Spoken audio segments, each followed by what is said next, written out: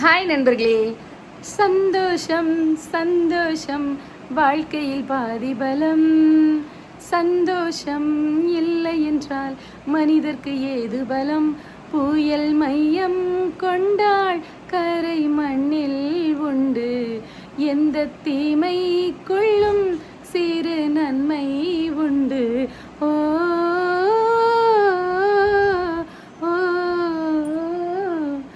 சந்தோஷம் சந்தோஷம் வாழ்க்கையின் பாதி பலம். சந்தோஷம் இல்லை என்றால் மனிதர்க்கு ஏது பலம்? இங்க பாருங்க நண்பர்களே, ஒரு வருஷமா உள்ள துணியெல்லாம் தூக்கிட்டு வந்து கொண்டு இருக்கிறார். நண்பர்களே, இவ்வளோ துணி பார்த்துக்கோங்க. எனக்கு எவ்வளோ சாரீ இருக்கோ அதுக்கு ஈக்குவலாக இவள்கிட்டையும் சட்டை உண்டு. இப்போ வந்து நாங்கள் இங்கே வச்சு உங்களுடைய ட்ரெஸ்ஸு எல்லாத்தையுமே வந்து நாங்கள் வந்து அரேஞ்ச் பண்ண போகிறோம். ஓகேவா? ஆமாம், சட்டம் அடிக்கிறதுலாம் எப்படி அப்படின்னு இனிமேல் தான் வந்து உங்களுக்கு சொல்லி கொடுக்க வேண்டியிருக்கு நம்ம. சரி, ஓகேவா? இப்போ வந்து நம்ம எல்லா திங்ஸையும் அங்கேருந்து நம்ம என்ன பண்ணுறோன்னா, நம்மளுக்கு தேவையான திங்ஸ் எல்லாத்தையுமே வந்து நம்ம ஷிஃப்ட் பண்ணிவிட்டு அந்த வீட்டை நாம் என்ன பண்ண போகிறோம். ஓகேவா? அதை தான் நீங்கள் இந்த வீடியோவில் பார்க்க போகிறீங்க. சரி, இப்போ நான் எடுத்த உடனே வந்து ஒரு பாட்டு படித்தேன், அப்படி தானே? சரி, இப்போ அந்த வீடியோ செட்டப்புக்கு நம்மளுக்கு வந்து இந்த இது வந்து அழகாக இருக்குதா? இந்த இது பார்க்குறதுக்கு அழகாக இருக்குதா? அதாவது அதில் என்ன சொல்லியிருக்கா, புயல் மையம் கொண்டால் கரை மண்ணில் உண்டு. சரியா? புயல் வந்து அடித்தாலும் கடைசியில் வந்து அது வந்து சாந்தமாகி தான் ஆக வேண்டும்.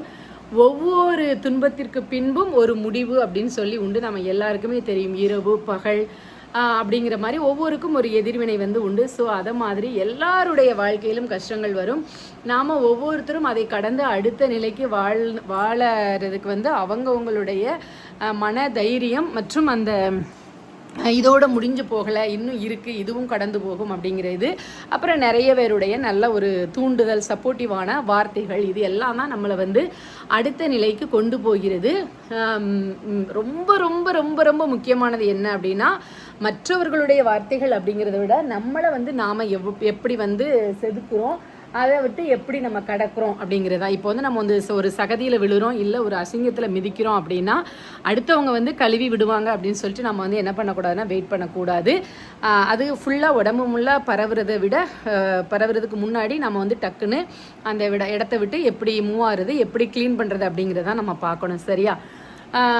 ஸோ வந்து நம்மளுக்கு மட்டும் இல்லை, நிறைய பைபிள்லையும் நான் வந்து நிறைய எக்ஸாம்பிள்ஸோடு உங்களுக்கு வந்து நிறைய ஸ்டோரிஸ் சொல்லிகிட்டு இருக்கேன். ஒருத்தருக்கும் வந்து கடவுள் வந்து பலவிதமான சோதனைகள், பலவிதமான துன்பங்களை எல்லாமே கொடுத்துருக்கிறாரு. அதே மாதிரி நம்மளுடைய ஆதி தகப்பன் ஆபிரகாம் அவருடைய வாழ்க்கையிலையும் நம்ம பார்த்தோம் அப்படின்னா 90 வயதுக்கு பிறகு வந்து அவர்களுக்கு வந்து ஒரு மகனை வந்து சாராளுக்கு வந்து கொடுக்காங்க. ஆனால் அவருடைய அடிமை பெண்ணுக்கு வந்து ஏற்கனவே ஆகாருக்கு வந்து இன்னொரு மகன் இஸ்மாயில் இருப்பார். ஆனாலும் சாராள் வந்து மனைவியானவர்களுக்கு ரொம்ப வருஷம் கழித்து வந்து கடவுள் வந்து ஒரு குழந்தை பேர் கொடுத்துட்டு அந்த குழந்தைய வந்து என்ன சொல்கிறாருன்னா, நீ வந்து ஒரு மலை உச்சியில் வந்து கொண்டுட்டு வந்து உன்னுடைய அந்த ஒரே மகனை தந்தையாகிய இறைவனுக்கு நீ பலி கொடுக்க வேண்டும் அப்படின்னு சொல்லிட்டு. பட் நம்ம வந்து அப்படி பண்ணுவோமா? பண்ண மாட்டோம். நம்ம என்ன பண்ணுவோம்னா அப்படியே யோசிப்போம், ஐயோ கடவுள் வந்து தந்துட்டு நம்ம பிள்ளையை கேட்குறாரே அப்படின்ட்டு. இந்த மாதிரி துடிதுடித்து கொண்டு இருக்கின்ற நாம் வாழ்கின்ற இந்த உலகத்தில் சில பேய்களும் வந்து வாழத்தான் செய்கிறது. இப்போ ரீசெண்டாக வந்து கடந்த ஒரு கேரளாவில் உள்ள ஒரு பதிவு வந்து பார்த்துருப்பீங்க எல்லாருமே. அந்த குழந்தைய 1.5 வயது குழந்தைய எவ்வளோக்குள்ளே டார்ச்சர் பண்ணி கையெல்லாம் ஒடிச்சு நிறைய சூடு வச்சு இந்த மாதிரி பண்ணக்கூடியவர்களும் இருக்காங்க. பொத்தி பொத்தி பொத்தி பொத்தி வளர்த்து பேணி காக்கின்ற தாய் தகப்பன்கள் தான் நிறைய 99.9% பேர் நம்ம இருக்கின்றோம். பல்வேறு இன்னல்களையும் நாம் வந்து நம்ம எதிர்காலத்தில் அனுபவித்து கொண்டும் இருக்கின்றோம். சரியா? சரி, ஓகே. இப்படி இருக்கும்போது ஆபிரகாம் என்ன பண்ணார் உங்கள் எல்லாருக்குமே தெரிஞ்சிருக்கும். அவர் மறு பேச்சு பேசாமல் ஆட்டுக்குட்டியை பலியிடுறேன்னு சொல்லி மகன்கிட்ட சொல்லி கூட்டிகிட்டு போய் அந்த மலை உச்சியின் மேலே அந்த ஈசாக்கை வந்து என்ன பண்ணுறாருன்னா கைகளை கட்டி அந்த பலிபீடத்தின் மேலே வச்சுட்டு அவருடைய அந்த கையில் உள்ள கத்தியை எடுத்து அவரை வந்து குத்துறதுக்கு ஆயத்தம் ஆகிறாரு. ஸோ இந்த டைமில் என்ன நடக்கு அப்படின்னு சொல்லி பார்த்தீங்க அப்படின்னா, மேலேருந்து ஒரு சவுண்டு வருது. ஆண்டவர் வந்து பிள்ளையின் மீது கை வைக்காதே அப்படின்னு சொல்லி ஆண்டவர் வந்து சொல்கிறாரு. உடனே இவர் மலமலன்னு கட்டுக்களை எல்லாம் அவுத்து விட்டுட்டு அதுக்கப்புறம் பார்த்தா இறைவன் வந்து ஒரு ஒரு முள் செடிகிட்ட வந்து ஒரு ஆட்டுக்குட்டி இருக்குது. அந்த ஆட்டுக்குட்டியை வந்து பலியிட்டு இது பண்ணிட்டாங்க. இப்போ இந்த கதை நம்ம எதுக்கு சொல்ல வரேன்னா, கடவுளுடைய வார்த்தையை வந்து என்ன பண்ணாமல் அவர் வந்து நிராகரிக்கவில்லை. கடவுளை வந்து முழுமையாக நம்பினார். ஸோ கடவுள் வந்து அவர் என்ன சொன்னார், நீ ஆசீர்வதிக்கவே உன்னை பெருகவே பெருக பண்ணுவேன் அப்படின்னு சொல்லிட்டு 2 மடங்கான ஆசீர்வாதத்தை வந்து அவருக்கு அளிக்கின்றாரு. ஸோ நம்மளுடைய எல்லாருடைய வாழ்க்கையிலும் பலவித துன்பங்கள் துயரங்கள் வெளியே தெரிகிற அளவுக்கு நிறைய அசிங்கங்கள் அவமானங்கள் வந்து எல்லாமே வந்து நம்மளுக்கு நேர்கின்றது. நாம் வந்து அதில் வந்து இறைவனை வந்து எந்த விதத்திலும் நிந்திக்காமல் இறைவனுடைய அந்த தீர்ப்புக்கு வந்து நாம் கீழ்ப்படிந்து கடவுளுடைய சித்தப்படியே அப்படின்ன மாதிரி நாம் வந்து இருந்தோம் அப்படின்னா கண்டிப்பாக இறைவன் வந்து எல்லாத்தையும் மாற்றி நம்மளுக்கான ஒரு அழகான தேசத்தை அவர்களுக்கு கட்டளையிட்டது போல நம்மளுக்கும் ஒரு அழகான வாழ்க்கையை வந்து இறைவன் தருவார். ஸோ இன்னைக்கு வந்து நம்ம அந்த விதத்தில் தான் வந்து நாம் வந்து மன்னிப்போம் மறப்போம் அதனை எல்லா இதில் நாம் செஞ்சுருந்தாலும் சரி மற்றவங்க செஞ்சாலும் நம்ம குடும்பம் அப்படிங்கும்போது குடும்பத்தினுடைய சூழ்நிலையில் எல்லாரும் மன்னித்து மறந்து ஒன்று சேர்ந்து வாழுவது தான் வந்து வாழ்க்கை. நிறைய பேருக்கு வந்து அது வந்து விந்தையாக தெரியலாம், எப்படிடா இப்படி அப்படின்னு கேள்விப்படுவீங்களா, ட்ராமா ஃபேமிலி இது அது லபான்னு நிறைய வந்து சொல்லலாம் சரியா. ஆனால் உண்மையானது நம்ம வந்து வாழ்கின்றது ஒரு வாழ்க்கை. அதில் வந்து விட்டு கொடுத்து நம்முடைய தேவன் வந்து என்ன சொல்லியிருக்காரு, 7 முறை இல்லை 70 முறை இல்லை, எத்தனை முறைனாலும் நீ வந்து என்ன செய்யலாம் மன்னிக்கலாம்னு சொல்லியிருக்காரு. அதே மாதிரி நம்ம கடவுள் அப்படின்னு கடவுளுடைய சந்நிதியில் போய் நம்ம கடவுளுக்காக ஒரு காணிக்கையை ஒப்பு கொடுக்கும் பொழுதோ நம்ம ஒரு வேண்டுதல் வைக்கும் பொழுதோ அந்த கடவுள் வந்து என்ன சொல்கிறார் அப்படின்னா, உன்னுடைய அந்த சகோதர சகோதரிகளிடம் நீ வந்து பகைமை பாராட்டாமல் நல்ல மனதோடு வந்து எனக்கு நீ என்ன பண்ண அந்த காணிக்கையை செலுத்து, அப்பொழுது உன்னுடைய காணிக்கை வந்து ஏற்றுக்கொள்ளப்படும் அப்படின்னு தான் கடவுள் வந்து கூறுறாரு. நம்ம மனசில் பல விதமான அழுக்குகளை வச்சுக்கிட்டு வந்து நம்ம என்ன பண்ணிகிட்டு இருக்கோம் அப்படின்னா நிறைய விதமான செயல்கள் வந்து செஞ்சிட்ருக்கோம். இதை கூட வந்து நிறைய பேர் வந்து தெரியாமல் கிண்டல் வேற பண்ணுறாங்க பைபிள் வசனத்தை வந்து. அதுக்கு வந்து கடவுள் வந்து அவர்களுக்கு வந்து கூலி கொடுப்பார். அதுக்கு நாம் வந்து எந்த விதமான இதுவும் சொல்ல அவசியம் இல்லை. ஓகேயா நண்பர்களே? சரி, இப்போ நான் வந்து உள்ள அங்கே என்னென்னலாம் இவ்வளோ நேரம் இப்போ மணி வந்து 6 ஆகுது பார்த்துக்கோங்க. எப்பா போதும் ஆகுது. இந்த இப்போ எங்கள் வீட்டுக்காரெல்லாம் வேலை செய்கிறதுல இப்போ அது என்னது புலி, அதுக்கு நான் தான் பலி அடிமாள், அந்த மாதிரி அந்த பலிங்கிற லிஸ்ட்டில் தான் அவரெல்லாம் சேர்க்கணும். தள்ளுன்னு இவ்வளோ நேரமாக தள்ளி இவ்வளோ வேலைகள் கொஞ்சம் செய்ய வச்சுருக்கேன். அதையெல்லாம் காட்டுறேன் ஒன்றுன்னா பாருங்க என்ன நண்பர்களே. இதுதான் வந்து முன்னாடி நம்ம பிரகன் வந்து கல்யாணம் முடிஞ்ச புதுசில் இருந்த வீடு. பார்த்தீங்க அப்படின்னா இப்போ தான் இதில் உள்ள பொருட்கள் எல்லாத்தையுமே வந்து நான் அந்த ரூமுக்கு வந்து ஷிஃப்ட் பண்ணியிருக்கேன். அதனால தான் இவ்வளோ தூசியாக கிடக்கு. இது எல்லாத்தையுமே வந்து இன்றைக்கி நைட்டு உட்காந்து இப்போ காலையிலேருந்து இவ்வளோ நேரம் வரைக்கும் நான் வேலை பார்த்துருக்கேன். இன்னும் வந்து நைட்டு ஃபுல்லாக பார்க்கணும். ஏன்னா நாளைக்கு ஒரு நாள் தான் வந்து லீவ் இருக்குது நம்மளுக்கு. ஸோ கீழெல்லாம் வந்து பெயிண்டிங்லாம் ஒரு மாதிரி ஆயிட்டு. ஸோ இதெல்லாம் வந்து இனியும் வந்து நான் ரீபெயிண்டிங் வந்து அடிக்க போகிறேன். ரீபெயிண்டிங் அடித்து நம்ம என்ன பண்ண போகிறோம் அப்படின்னு சொல்லிட்டு நான் உங்கள்கிட்ட வந்து கேட்டிருந்தேன். நீங்கள் வந்து அதுக்கு வந்து பதில் சொல்லுங்கள். அதுக்கப்புறம் நானும் வந்து வீடு ஷிஃப்ட் ஆகணும் அப்படின்லாம் வந்து நான் உங்களுக்கு ஏற்கனவே வந்து வீடியோலலாம் போட்டிருந்தேன் இல்லையா. ஸோ அதை பற்றியும் நீங்கள் வந்து நம்மளுக்கு வந்து கருத்துக்களை வந்து ஷேர் பண்ணுங்கள். நம்ம ஸ்கூல் சைடு போகணுன்னு நினச்சோம். பட் வந்து எனக்கு இப்போ மனசில் இன்னொரு எண்ணங்கள் வந்து ஓடிக்கிட்டே இருக்குது. இப்போ இந்த பீரோலெல்லாம் நம்ம என்ன பண்ண போகிறோம் அப்படின்னா, இதுதான் எங்கள் அப்பா வந்து எனக்கு வந்து கல்யாணத்துக்காக கொடுத்த பீரோல். இது வந்து ஒரு வீடாக நல்லா ஸ்ட்ராங்காக, இப்போ எனக்கு கல்யாணம் முடிஞ்சு 26 வருஷம் ஆயிட்டு, நல்லா ஸ்ட்ராங்காக இருந்த பீரோல் தான். அந்த 2-3 வீடுகள் மாறும்போது அங்கே தூக்க முடியாமல் எல்லாருமே என்ன பண்ணிட்டாங்க, அந்த அடியில் உள்ள பாட்டத்தெல்லாம் பிச்சு ஒன்றுக்காமல் ஆக்கிட்டாங்க பார்த்துக்கோங்க நண்பர்களே. ஸோ எனக்கு இதை வந்து கொடுக்குறதுக்கே வெளியே தூரம் போடுறதுக்கோ எனக்கு இஷ்டமே இல்லை. இருந்தாலும் இப்போ வந்து இடத்த அடைச்சிட்டு இல்லையா. ஸோ அதனால் இது பண்ணணும். இது வந்து நெக்ஸ்ட் அதுக்கப்புறம் உள்ள இன்னொரு பீரோல். இப்போ இந்த சைடில் நான் காட்டினேன் அப்படின்னா நிறைய வந்து துணிகள் எல்லாம் ஆவாத துணி, அதுக்கப்புறம் யூஸ் பண்ணாத இதெல்லாம் நிறைய கிடக்குது. ஸோ அது எல்லாமே வந்து நான் இன்னும் வந்து அவ்வளோத்தையும் அலசணும். அப்புறம் வந்து இங்கிட்ட நம்ம இந்த இது இருக்குது, இந்த மிஷினே நம்ம இப்போ எந்த சைடு போட அப்படின்னு தெரியல. ஸோ அதையும் எடுத்துக்கிட்டு இருக்கேன். அதுக்கப்புறம் இந்த செல்ஃப் எல்லாத்தையுமே வந்து க்ளீன் பண்ணணும். அந்த சைடு வீடு வந்து நம்மளுக்கு ரொம்ப சூப்பர் ஆயிடுச்சு. ஏன்னா உங்களுக்கு ஆல்ரெடி தெரிஞ்சிருக்கும்னு நினைக்கிறேன். இது வந்து நம்மளுக்கு வந்து 2 வீடாக தான் உண்டு. 2 யூனிட், கரண்ட் பில் எல்லாமே 2 யூனிட்டு, 2 பத்திரம் எல்லாமே நம்மளுக்கு 2 தான். நம்ம வந்து பிள்ளைங்களுடைய வசதி, பிள்ளைங்கள் வந்து பெருசாகுது. ஸோ தனித்தனியாக வந்து பெட்ரூம் வேணும் அப்படிங்கிறதுக்காக நாம் வந்து என்ன பண்ணியிருந்தோம் அப்படின்னா 3 பெட்ரூமாக மாற்றிருந்தோம். இது ஒரு பெட்ரூம், பிரகன் ரூம் 1, அதுக்கப்புறம் அந்த ரூம் இருக்கு இல்லையா, அந்த ரூம் ஏசி ரூம், பாப்பா ரூம் அது இருந்துல அது. ஸோ இப்போ பாருங்கள், மேலே உள்ள திங்ஸ் எல்லாத்தையுமே வந்து எடுத்து கீழே போடணும். நம்மள்கிட்ட வந்து நிறைய ஒரு பழக்கம் இருக்குது.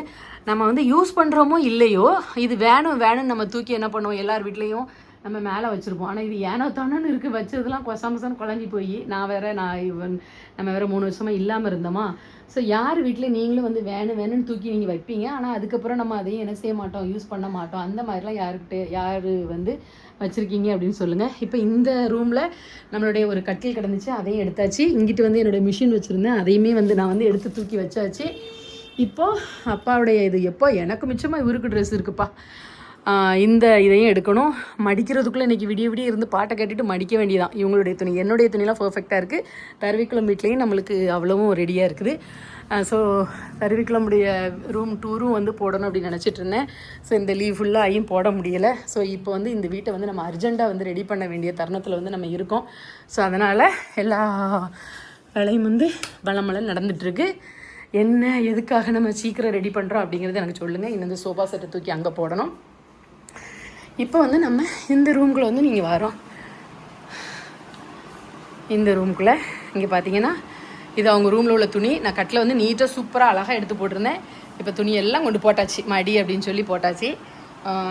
இதை அழகுபடுத்துறதுக்காக டெக்கரேஷன் பண்ணுறதுக்காக இப்படி வச்சுருக்கேன். இன்னும் கொஞ்சம் மாற்றணும், இதெல்லாம் வந்து நான் நல்லா துடைக்கணும் பார்த்துக்கோங்க. இனிமேல் எல்லாமே இருக்கா, இனிமேல் நீட்டாக அந்த வீட்டை வந்து நம்ம பண்ண வேண்டிய வேலைகளை செஞ்சுட்டு அப்புறம் வந்து இங்கே பார்த்தீங்க அப்படின்னா இந்த ஃப்ளாரெல்லாம் பாருங்கள், ரொம்ப சூப்பராக அழகாக வாங்கி வச்ச ஃப்ளாரு. இப்போ இதில் பாருங்களேன், அவ்வளோ அழுக்கு படிஞ்சிருக்கு.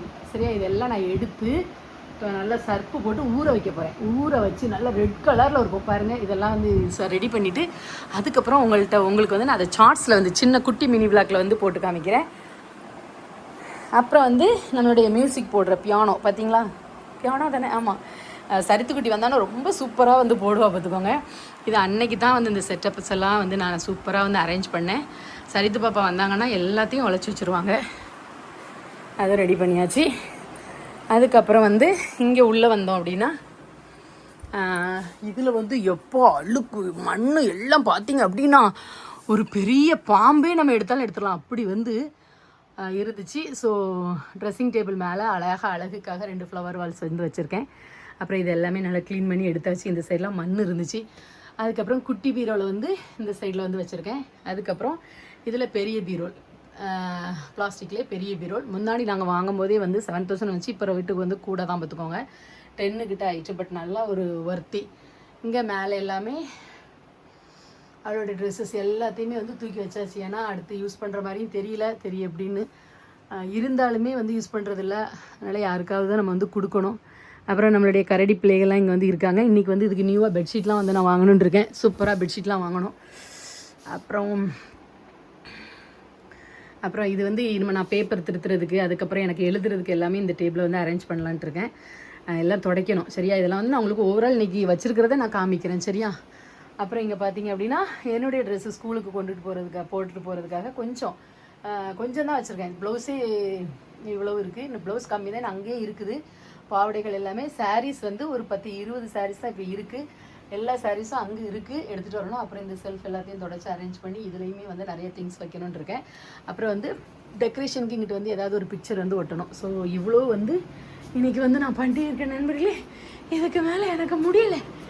ஆமாம், இப்போ நான் வந்து வெளியே வேறு போக வேண்டியிருக்கு. அப்புறம் இதுதான் நம்மளுடைய என்ட்ரன்ஸு, தெரியும் உங்களுக்கு அப்படி தானே என்ட்ரன்ஸு. ஸோ அதுலேயும் உள்ள அந்த ஃப்ளாரும் எல்லாமே கழுவணும். இதில் வந்து ஒரு பீரோல் வச்சுருக்கேன். ஏன்னா இவங்களுடைய ட்ரெஸ்ஸும் நிறையா இருக்கு இல்லையா. ஸோ அதனால் அதெல்லாம் வைக்கிறதுக்காக இது வந்து எங்கள் அம்மா முன்னாடி எனக்கு கொடுத்த பீரோல். ஸோ இதை வந்து எனக்கு வேஸ்ட் பண்ண மனசு இல்லை. ஸோ அதனால் அதை இப்போ வச்சுருக்கேன். ஒரு லைட்டாக பெயிண்ட் பண்ணி வைக்கணும். எல்லாத்தையும் வைக்கிறதுக்கு பொருள் வேணும் இல்லையா. என்னுடைய மிஷினையும் வந்து நான் இந்த இடத்துல வந்து இப்போதைக்கு வச்சுக்கிட்டேன். சரியா, தைக்கிறது இனிமேல் டெய்லி ஒரு ப்ளவுஸ் 2 ப்ளவுஸ் தைக்கணும் அப்படின்னு ஒரு முடிவு பண்ணியிருக்கேன் பார்த்துக்கோங்க. ஓகேவா, சரி, ஓவரால் வந்து பண்ணியாச்சு. அப்புறம் நேற்று நம்ம வெளியே எல்லாமே தூத்து இது பண்ணாங்க. ஆமாம், எல்லாமே பண்ணி வச்சுருக்கு. இனிமேயும் இதில் வந்து ஒரு தொங்குறது இருந்துச்சு தெரியுமா, அந்த அது பேர் என்னது, ஊஞ்சல் மாதிரி ஒன்று தொங்குறது, அது வந்து பிஞ்சிட்டு இத்து போயிட்டு. ஸோ இதுக்கு பெயிண்ட் பண்ணி அதையும் ரெடி பண்ணி இங்கே போட வேண்டும். ஏய் எங்கே இருக்கியா? ஒரு ஆள் நான் எதுவும் வேலை சொல்லிடுவனோ அப்படின்னு சொல்லிட்டு பயந்து செஸ் விளையாடுறதுக்காக பார்த்தீங்க அப்படின்னா இங்கே பாருங்கள் எங்கே உட்காந்து விளையாண்டுக்கிட்டு இருக்குன்னு. இந்த கொடுமை எங்கேயாவது நடக்குமா பாருங்கள். இங்கே பாருங்கள் எங்கே உட்காந்துருக்காருன்னு உள்ள இலை குப்பை இவ்வளோ கிடக்கு. அதை அல்லாமல் இங்கே பாருங்கள் ஓடுறாரு. இப்போ குத்து ஓடுறாரு பாருங்க. அடிக்கிற ஒன்றுமே தெரிய மாட்டேங்குது. எப்படி பார்த்தீங்களா நண்பர்களே, செஸ்ஸு பைத்தியம் பிடிச்சா அழைக்குது, செஸ்ஸு பைத்தியம். இப்போ பாருங்க 24 மணி நேரம் செலவு. போய் உங்கள் துணியை போய் நீங்களே மடிக்க போங்க, போவேன். ஆமாம் பாருங்க, எனக்கு விரட்ட முடியல நண்பர்களே இவரை மாதிரி நம்மளுக்கும். இப்போ பாருங்க, ஐயோ இப்படி நான் பின்னாலே அலைய வேண்டியிருக்கு.